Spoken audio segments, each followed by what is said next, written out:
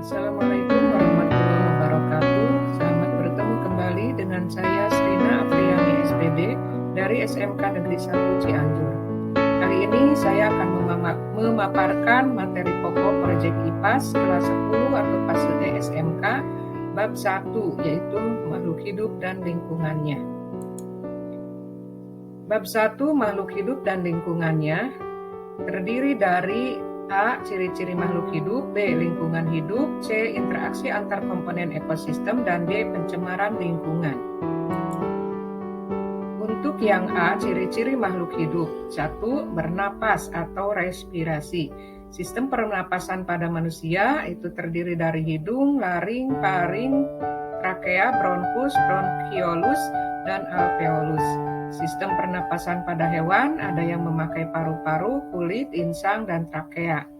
Sistem pernapasan pada tumbuhan yaitu melalui stomata, lentisel, dan rambut akar. Yang kedua, memerlukan makanan atau nutrisi yang terdiri dari nutrisi makronutrien dan nutrisi mikronutrien. Yang ketiga adalah bergerak. Gerak di sini terdiri dari gerak aktif dan gerak pasif. Gerak aktif terjadi karena otot-otot diperintahkan untuk bergerak, contoh hewan dan manusia saat berjalan, makan, dan lain-lain. Gerak pasif umumnya terjadi pada tumbuhan, terjadi karena respon terhadap rangsangan. Gerak pasif terbagi lagi menjadi 3, yaitu A. Gerak endonom. Gerak ini belum diketahui penyebabnya. Yang B. Gerak higroskopis. Gerak ini akibat dari perubahan kadar air dalam sel yang tidak merata. Dan C. Gerak esionom, yaitu gerak tumbuhan akibat adanya rangsangan dari luar. Gerak esionom dibagi lagi menjadi 3, yaitu gerak esionotrofisme, yaitu gerak sebagian tubuh tumbuhan yang arahnya dipengaruhi sumber rangsangan. Yang kedua, gerak esionom taksis, yaitu gerak seluruh tubuh tumbuhan yang arahnya dipengaruhi oleh sumber rangsangan. Dan yang ketiga, gerak esionom nasti, yaitu gerak tumbuhan yang tidak dipengaruhi oleh arah rangsangan. Yang keempat, peka terhadap rangsangan, yaitu kecenderungan makhluk hidup menanggapi rangsangan dari luar, bisa berupa sentuhan, cahaya, bau, rasa, dan lain-lain. Contoh, ketika kita mencium bau asam dari buah-buahan, seketika air liur kita akan keluar. Kemudian ketika tumbuhan putri malu disentuh, seketika daunnya akan menguncup dan lain-lain. Yang kelima adalah tumbuh dan berkembang.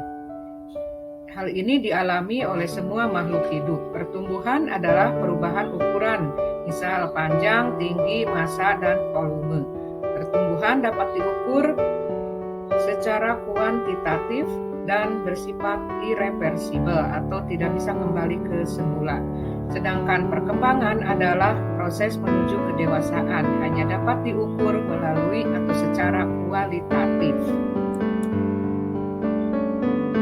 Yang keenam adalah berkembang biak. Semua makhluk hidup memiliki naluri untuk menghasilkan keturunan dengan tujuan menjaga kelestarian spesiesnya.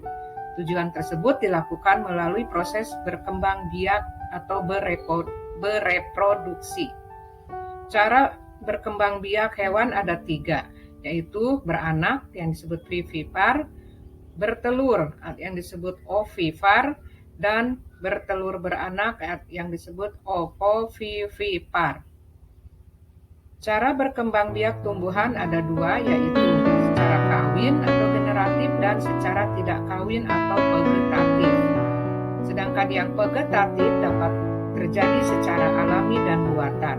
Contoh vegetatif alami misalkan tunas, akar tinggal, rizoma, spora, dan umbi lapis. Sedangkan contoh vegetatif buatan seperti teknik kultur jaringan, okulasi, stek, dan cangkok.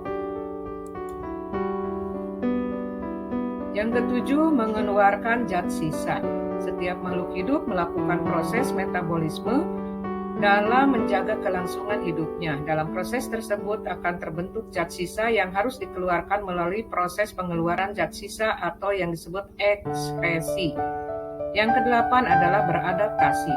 Setiap makhluk hidup memiliki kemampuan beradaptasi, yaitu kemampuan atau tindakan untuk menyesuaikan diri dengan lingkungannya. Adaptasi adaptasi makhluk hidup terbagi menjadi 3, yaitu A.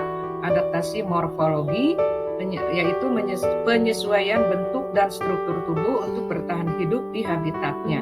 Yang B. Adaptasi fisiologi, yaitu penyesuaian fungsi alat tubuh untuk mempertahankan homeostasis terhadap lingkungan guna membantu proses metabolisme. Dan C. Adaptasi tingkah laku, yaitu penyesuaian bentuk tingkah laku makhluk hidup terhadap lingkungan untuk menjaga kelangsungan hidupnya. Demikian pembelajaran mengenai ciri-ciri makhluk hidup yang dapat saya sampaikan. Semoga bermanfaat. Assalamualaikum warahmatullahi wabarakatuh.